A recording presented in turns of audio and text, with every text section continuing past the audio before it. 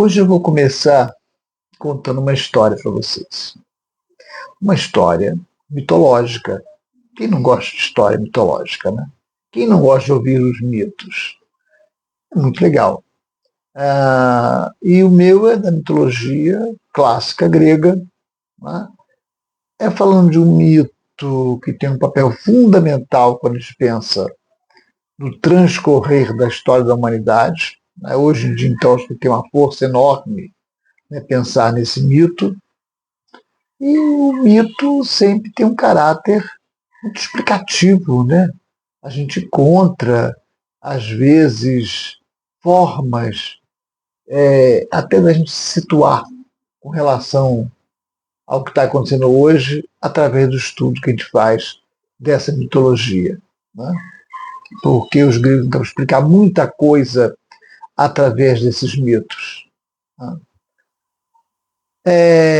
E soluções também, né? O mito que eu vou falar, com certeza muitos de vocês já conhecem, mas é uma história muito interessante que merece ser contada várias vezes, né? Até para que a gente possa ter uma visão melhor de uma série de questões que nos abalam hoje em dia, nesse mundo do século XXI. Né? Eu quero falar um pouco sobre o mito de Prometeu. Se vocês lembrarem bem, né, Prometeu, ele é uma figura fundamental com relação à compreensão da humanidade, ou como que a mitologia grega tentou explicar isso, essa origem da humanidade. Ele mesmo, próprio autor dos seres humanos, né, pela mitologia, ele criou o próprio homem, né, a partir de uma designação de Zeus, né, lá no próprio Olimpo. Mas a grande questão não é essa. A grande questão é que ele não se satisfez só em nos criar, né, criar a humanidade. Ele resolveu passar o fogo para essa humanidade, roubar o fogo do Olimpo e levar para os seres humanos. O fogo, ele realmente tem toda uma trajetória muito interessante. Você vai estudar a história da pré-história. Você olha que, ao surgir o fogo, os seres humanos avançam profundamente no campo da melhor apropriação da natureza, né? Ele passa a ser mais senhor dessa natureza. Ele começa a ter uma relação quase de igualdade com a natureza, a partir do fogo, né?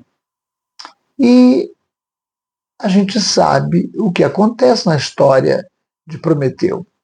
Zeus não gostou nem um pouco, né, do que Prometeu havia feito. Por quê? Porque Zeus considerava que os seres humanos não saberiam se relacionar bem com a ideia de progresso tecnológico. Que os seres humanos iam, na verdade, né, começar a ter uma série de problemas que eles próprios não saberiam resolver. Tá? E com isso ele castiga Zeus, né, pendura Zeus lá no alto da pedra, né, e deixa uma águia bicando o fígado dele durante o dia todo. À noite o fígado recompunha, depois ele vinha uma tortura constante. Né? A grande questão para mim, essa história prometeu, é pensar algumas coisas. Em primeiro lugar, será que olhando hoje o mundo, da forma como ele está, a gente se sente um pouco tentado a pensar que Zeus estava um pouco certo? Né? Que os seres humanos não saberiam de fato usar o progresso tecnológico? A gente hoje fala em né, vários segmentos da ciência, da pesquisa, a necessidade de reforçar, por exemplo, aquele cantinho meio esquecido da ética, né? O que realmente deve avançar até as últimas consequências e o que deve ser mais controlado. Aí sabe quanto isso é difícil, né? Depois você entra naquele circuito das descobertas, dificilmente você consegue parar. Não tem cantinho ético que consiga, de fato, segurar essa inventividade humana, essa capacidade humana de descobrir novas coisas. Né? Normalmente, boa parte delas que levam até mesmo a melhoria no campo da saúde, né? Do aumento da longevidade humana, coisas desse tipo que a gente sabe muito bem e que está lá no Prometeu, né? Lá no início, né, da história, né, grega. Então a gente fica se perguntando isso. Né? Deus estava certo? O fogo não devia ter sido entregue aos seres humanos? Eles deviam ter sido deixados na forma em que estavam, né, para que pudessem sobreviver por mais tempo e numa relação melhor com a natureza, inclusive, né, da qual ele faz parte, esse ser humano faz parte. Né? Quer dizer, o avanço tecnológico foi tão grande que o ser humano, na verdade, tomou um banho de arrogância. Né? Ele se considera muito superior a todo o resto da natureza. E isso é de fato muito perigoso, né? Porque você acaba não percebendo o quanto você está, na verdade, permeado em todos os lados da sua vida por essa natureza. Porque você faz parte dela. Né? A sua composição, na verdade, é da natureza. Você não é um robô. De vez em quando, nos nas nossas intromissões na internet, né, e nas nossas agendas da internet, sempre tem alguém perguntando: você é robô? Você é humano? Ou você é robô? Aí a gente tem que responder que a gente é humano, né, a esta pergunta. E a gente fica se perguntando, né, em que medida nós nos sentimos realmente humanos, em que medida nós nos sentimos alguma coisa acima do humano, superior ao próprio humano. Né? Então a ideia desse avanço tecnológico, né, começado com a posse do fogo por Prometeu e todo o castigo que ele, na verdade, sofreu de Zeus por ter descumprido, né, uma ordem de Zeus da forma como ele havia programado. E aí a gente fica se perguntando isso. E aí vem uma outra pergunta também necessária que vocês devem estar se fazendo.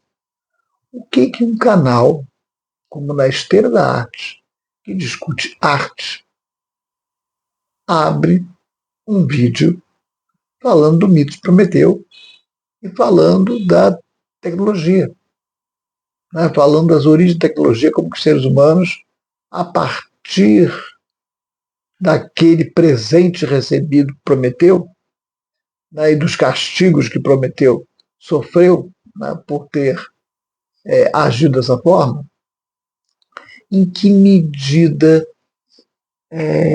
essa tecnologia e que relação ela tem com a nossa discussão aqui no nosso dia a dia, na esteira da arte. Bom, a discussão ela é muito séria, principalmente se pensarmos nesse momento que a gente está discutindo de novo a arte europeia. Nós começamos no vídeo passado a discutir, né, os dois movimentos iniciais, né, que é o impressionismo e o expressionismo, né, e é exatamente contra uma determinada tecnologia que havia sido implementada no século XIX, que foi a fotografia, né, que as questões começaram. As relações da arte com a tecnologia já começaram logo de cara ali. Né? Mas não é só isso, na verdade. Né? Não é só uma questão de mostrar que o olho humano é superior ao olho mecânico e ele é capaz de enxergar coisas que o olho mecânico não tem condição de enxergar. Não isso que o impressionismo mostrou, e mais ainda o expressionismo. E mais ainda as vanguardas, que a gente vai falar um pouco sobre elas hoje. Não, a questão não passa por aí. A questão passa pelo fato de que nós estamos mexendo um pouco naquela discussão antiga também, né? Que fala da razão, porque quando você fala em tecnologia, você passa a se conduzir um pouco cartesianamente, né? Lembrando aí o René Descartes, no século XVII, do penso logo existo, todo mundo lembra bem disso, né? Sim, eu penso logo existo, mas eu também, né, amo e existo, porque amo, né? Eu, na verdade, né, tenho uma relação legal com as pessoas, né, de afeto, né? Sou capaz de ter uma empatia com as pessoas exatamente porque eu sou ser humano, né? E porque eu existo. Então, na verdade, a minha existência ela não é pautada só pela razão, né? Porque o próprio ato de pensar, ele também está relacionado a essa rede de emoções também que estão à nossa volta, que estão dentro de nós, né? Essa coisa famosa entre razão e coração, né? Em que medida a gente estabelece isso? E quando eu penso em arte, nós estamos dizendo isso, né? Penso, logo existo. Faço arte, logo existo. Né? Me relaciono profundamente com a arte, logo existo. Porque a arte é importantíssima, né? Em todos os sentidos, porque ela é exatamente aquela parte que faz com que a gente consiga, e isso, veja bem, os próprios alemães, na mesma época em que se conduzia essa discussão cartesiana do penso logo existo, eles mostraram, né, o caso de Kant, Immanuel Kant, né? Ele teve toda uma discussão sobre esse assunto, né? Também o Schiller, né, que vai ser um outro autor importantíssimo e que vai tratar do papel da educação, como que a educação ela é fundamental, especialmente quando ela é conduzida com arte, quando a arte permeia o trabalho educacional. O Chile não acreditava. A Alemanha do seu tempo, no século XVIII, que pudesse haver educação sem arte. Porque a arte cria os elementos sensíveis necessários à captação de todo o conhecimento. Então, o conhecimento só pode realmente vir se a arte estiver junto, né? E eu falo isso tudo por quê? Porque vocês já viram que no próprio final do século XIX, com a fotografia, essa relação entre arte e tecnologia começou a se mostrar, né? E a gente vai ver que a tecnologia, logo no início do século XX, já vai vir repleta de problemas. E a arte vai estar ali se conduzindo e indicando que aquele não é o único caminho, nem pode ser. Até hoje ela indica, né? O que a gente percebe é que nós vemos que momento é esse em que as vanguardas vão acontecer. Vamos pensar nisso, né?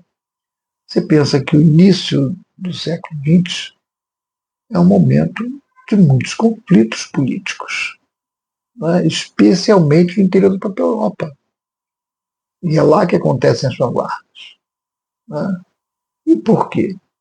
Por disputas territoriais. A gente estava no auge, né, do processo imperialista e as grandes potências europeias estavam disputando colônias, né, nesse momento, especialmente na África, né? E essas disputas levavam a conflitos tenebrosos, né? E o principal conflito que vai ocorrer logo no século XX, 1914, vai ser a Primeira Guerra Mundial. A Primeira Guerra Mundial, que ela tem de fato, o eixo dela é europeu, né? São os países europeus. Alguns países fora da Europa vão estar se miscuindo por outros motivos, né? Quer dizer, vão ter motivos outros que vão levá-los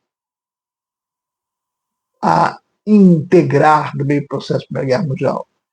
Mas, se você pensar bem, é uma guerra que, para a população como um todo, é uma coisa realmente inútil. Quer dizer, o que os soldados que eram obrigados a largar suas famílias na Europa para ir a essa guerra pensavam, de fato? O que as famílias deles pensavam? O que essa guerra tem a ver com a gente? Uma guerra por disputa territorial? O que eu tenho a ver com isso? É uma guerra puramente capitalista. Ela não tinha absolutamente nada a ver com liberdade, né, com defesa de liberdade, como muitas vezes se colocava. Defesa da pátria. Tá? Era mesmo defesa da pátria? Ou era, na verdade, defesa dos interesses daquela pátria contra os interesses das outras pátrias, né, na disputa por alguns territórios africanos? Então vejam bem, a arte vê a Primeira Guerra Mundial como uma coisa, todo esse processo de disputas, de guerras, de conflitos, e que chegam até a Primeira Guerra Mundial, são, na verdade, olhados pelos artistas com muito receio. Os artistas percebiam que os seres humanos estavam caminhando numa direção muito perigosa. Hoje em dia, a gente vê o quanto é perigosa. Quando a gente imagina essa questão climática toda que nós estamos envolvidos, né? Nesse século XX, já no século XXI, a gente percebe o quanto os artistas estiveram certos. Que a gente estava se conduzindo numa direção muito ruim. Né? Quer dizer, uma direção que visava apenas o aumento do capital financeiro, não a melhoria do capital humano, não a melhoria, né, das pessoas, né, da cabeça das pessoas, da forma como as pessoas podiam ser mais felizes. Né? Então essa é uma questão séria. E você olha para todas elas, né, você vê que a arte ela vai ser um dissipar da realidade. Percebam isso. Já começou com o impressionismo, em que eles passavam só a impressão que eles tinham do real, para o expressionismo, que vocês lembram que o real era apenas uma referência externa, né? Porque eles estavam realmente bastante despreocupados com a realidade em volta. Né? Eles queriam, na verdade, falar da sua própria realidade, desse mundo interno, sofrido, tenebroso, né? E que eles precisavam passar isso para os quadros. Então, aquele exterior, aquela realidade, era apenas uma coisa a ser manipulada pelo meu interior convulso, né, convulsionado de uma forma. E no século XX vai continuar isso, né? Você vai ver todos os movimentos que ocorrem na vanguarda, todos têm uma forma de dissipar completamente qualquer referência ao mundo renascentista, ao mundo do equilíbrio e da harmonia e a retratação da realidade tal como ela era. Não. Nós estamos num mundo em que isso vai explodir, de alguma forma. Né? Temos o fauvismo, por exemplo. O que é o fauvismo? Né? Vem de fauve, né? Que é fera, fogo. Né? Era, na verdade, uma manifestação artística, mas é apenas nas cores. Nisso tem uma relação realmente com o impressionismo, que a gente falou, que trabalhava bastante com cores. Só que há uma diferença grande. Fauvista vai trabalhar com cores muito fortes. Né? Aquelas cores que, na verdade, gritavam, chamavam a atenção, que as cores sozinhas já tinham um poder enorme de ação sobre a gente. Né? Então, a gente percebe o quanto o fauvismo. Você pega um quadro Henri Matisse, por exemplo, a dança, né? Tem todo um colorido muito intenso. Ou seja, as imagens não importavam as cores.